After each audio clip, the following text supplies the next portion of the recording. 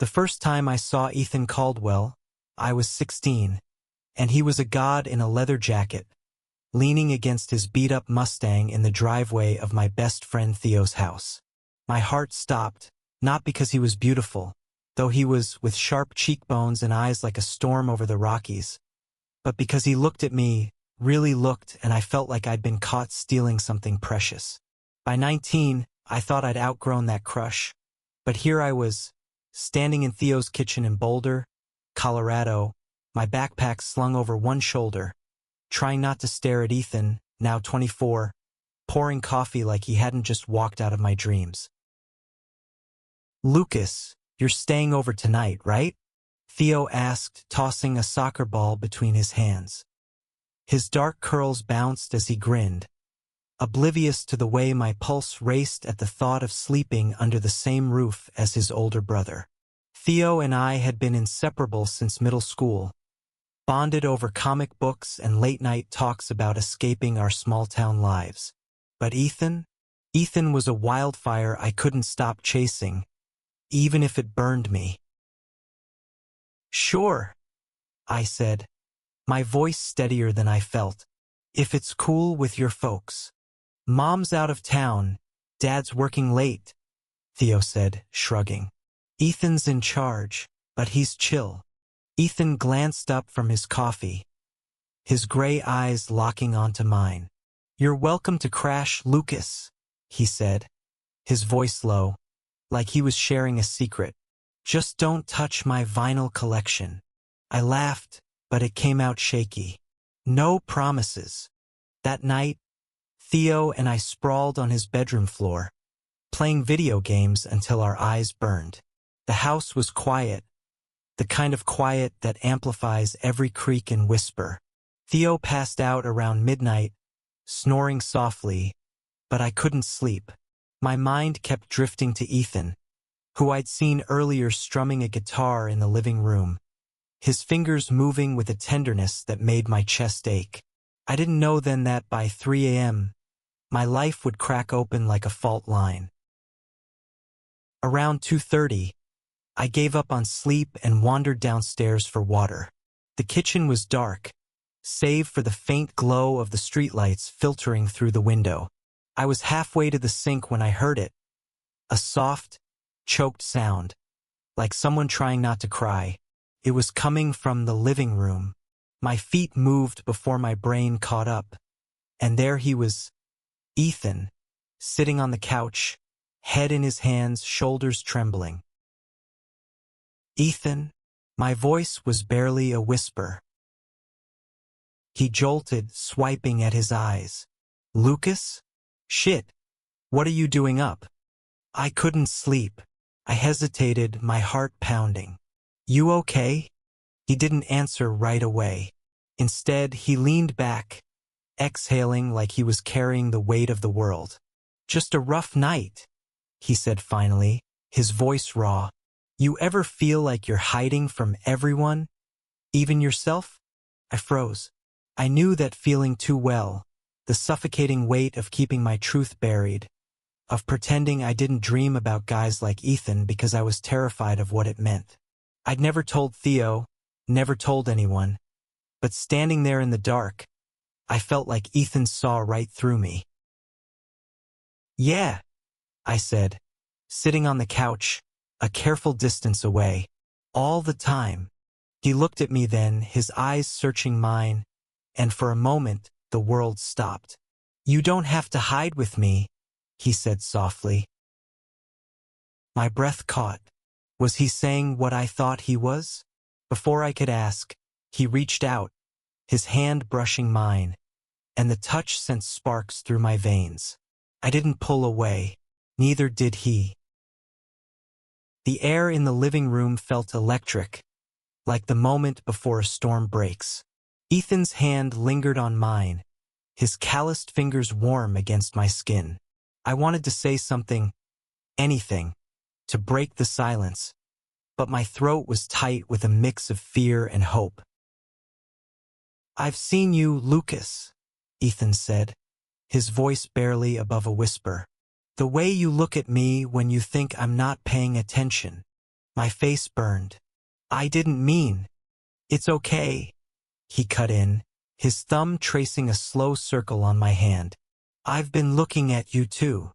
I stared at him, my heart hammering so loud I was sure he could hear it. Ethan Caldwell, the guy who'd starred in every fantasy I'd tried to bury, was looking at me like I was the only thing in the room. But doubt crept in cold and sharp. Was this real? Or was I just the kid brother's friend? A fleeting distraction? Ethan, I swallowed hard. I don't know what this is. He leaned closer, his breath warm against my cheek. Neither do I. But I'm tired of pretending it's nothing. Before I could process his words, his lips brushed mine. A tentative, fleeting kiss that felt like a question. I answered by kissing him back, harder, desperate, like I'd been starving for this moment my whole life. His hands cupped my face, and for those few seconds the world made sense. But then headlights flashed through the window and we sprang apart. Theo's dad was home. Panic surged through me as I scrambled to my feet, my lips still tingling. Ethan's eyes were wide, but there was a spark in them, like he was ready to fight for whatever this was. Go back upstairs, he whispered. We'll talk tomorrow. I nodded, my mind reeling, and slipped back to Theo's room. I lay awake, replaying the kiss, the weight of Ethan's words, the way his touch had unraveled me. But with every heartbeat, fear clawed at me. What if Theo found out? What if Ethan changed his mind? What if I wasn't ready to face who I really was?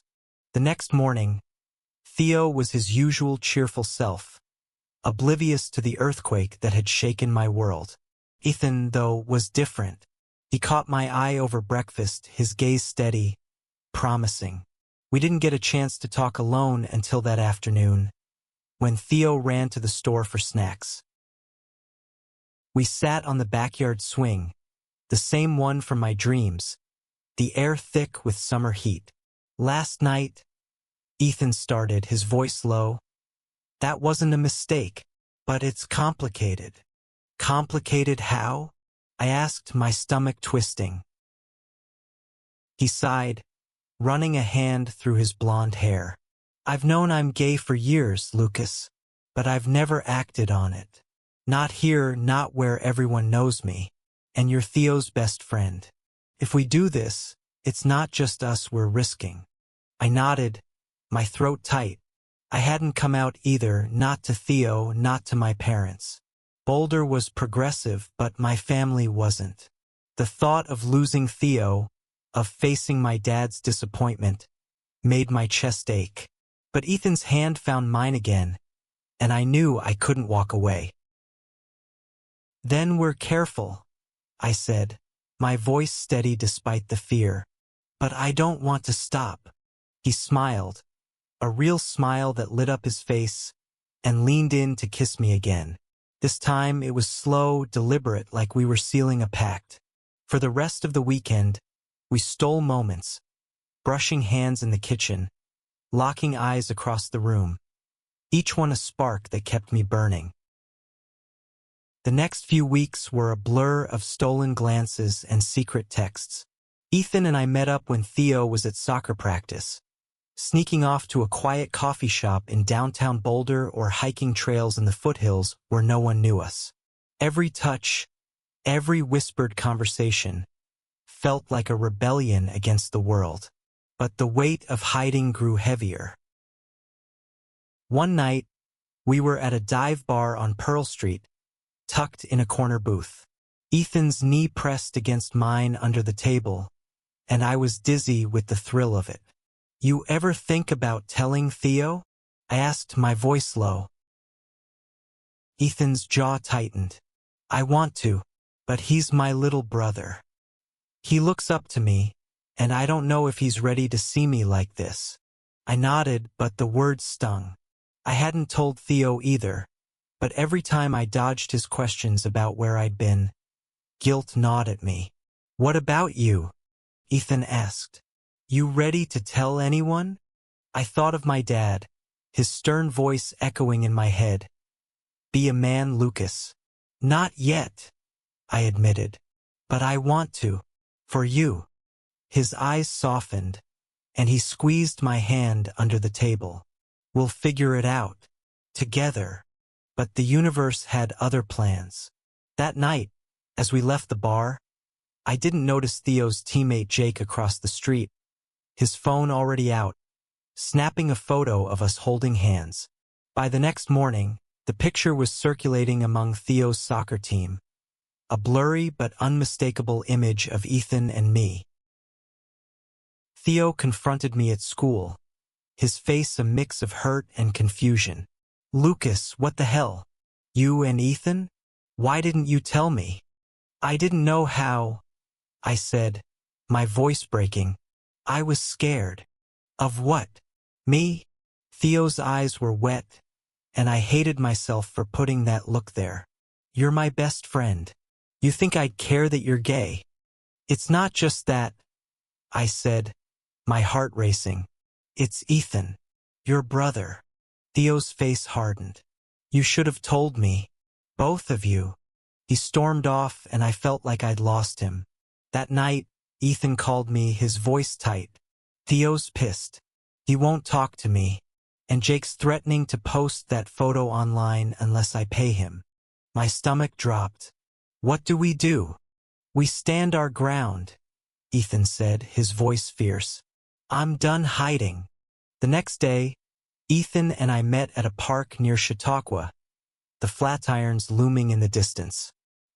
He looked tired, his eyes shadowed, but there was a fire in him I hadn't seen before.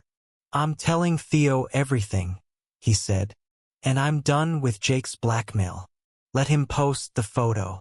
I don't care anymore. I admired his courage, but fear gripped me. What about your parents? My dad. Ethan took my hand, his grip steady. We'll face it together, whatever happens. That evening, we sat Theo down in the living room. Ethan spoke first, his voice calm but firm. Theo, I'm gay. I've been in love with Lucas for a while now. I should have told you sooner, and I'm sorry. Theo stared at us, his expression unreadable.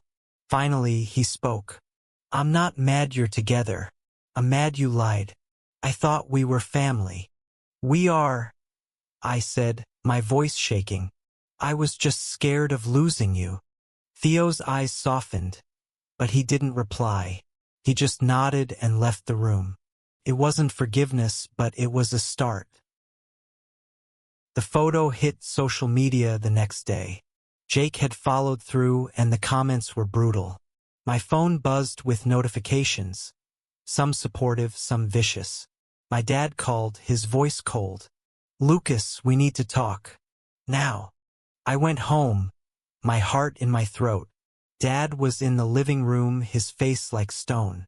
Is it true? He asked. You and that Caldwell boy? I nodded, bracing for the worst. Yeah, I love him. He didn't yell, but his silence was worse. I need time, he said finally, and walked out. I felt like I'd lost him too. Ethan was my anchor through it all. We spent nights talking, planning, dreaming of a future where we didn't have to hide. But the world kept pushing back. At school, whispers followed me. At work, Ethan's boss made snide comments. And then one night, I got a text from Theo. Meet me at the house. 3 a.m. We need to talk. I arrived at Theo's house at 2:55, my nerves frayed. Ethan was already there, sitting on the front porch, his face pale. Theo asked me to come too, he said. I don't know what he wants.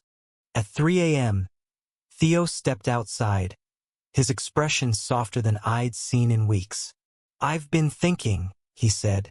I was hurt, yeah, but I get it now. You were scared. I would have been too. He hugged Ethan, then me, and I felt tears prick my eyes. You're my brother, Theo said to Ethan. And you're my best friend, he said to me. I'm not losing either of you. It wasn't perfect. My dad still barely spoke to me, and the online hate didn't stop. But Theo's acceptance gave us strength. Ethan and I decided to come out publicly together at a local Pride event. We stood on a small stage, holding hands, and I told our story, how love had been my courage, my rebellion, my home. The crowd cheered, and for the first time I felt free. Months later, Ethan and I moved into a tiny apartment in Denver. Theo helped us paint the walls, cracking jokes like old times.